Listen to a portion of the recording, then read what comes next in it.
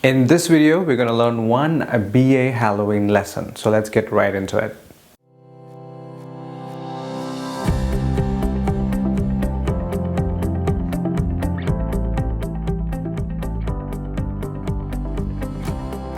Hello everyone, my name is Yamo. I'm the host of the BA Coach podcast.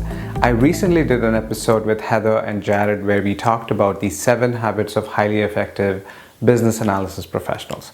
Yeah, and if you haven't gotten a chance to listen to it, there's going to be a link down below in this video. You can go ahead and listen to it. It's a great podcast. We took some inspiration from these 7 habits of highly effective people. It has timeless information about how you can be an effective person. So if you haven't listened to it or read that book, so I highly recommend that too. So back to our podcast, we talked about these 7 habits, and then we were looking at one particular habit, which was around defining the problem.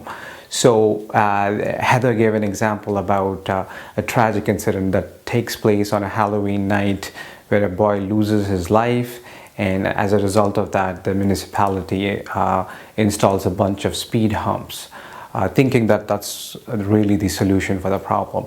However, digging deep, you discover that the driver who caused the accident did not even get citation for speeding. So the speed was not really a factor, and they targeted the wrong problem, so to say. So in this video, I want to go over some of that mindset, that fallacy which we get trapped into about the solution. Especially when we're working on these shiny new projects, we tend to focus so much on the solution illusion, so to say, and a lot of times are dazzled by what it brings in.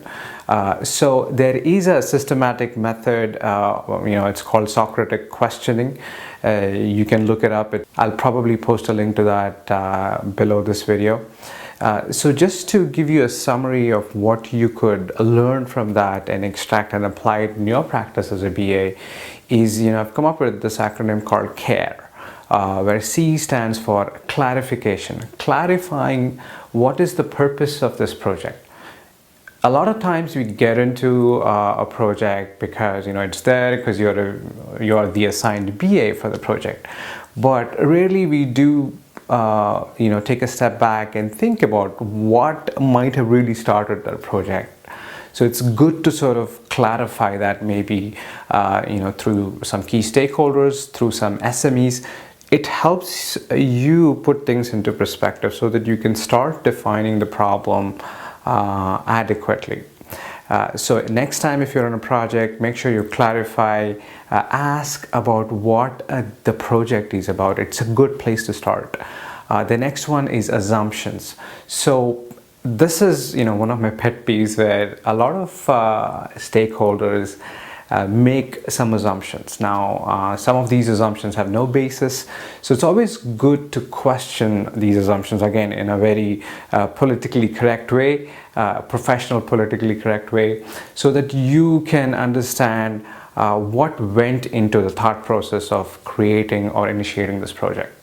So another quick point on assumptions is these are sometimes hard to validate because there's not enough evidence around it, which leads me to the next point about reasons and evidence. So what are the reasons for initiating a particular project or an initiative?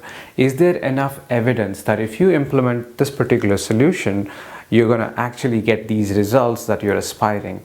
And it's not a matter of being dazzled by what the solution brings, being in your so-called solution illusion.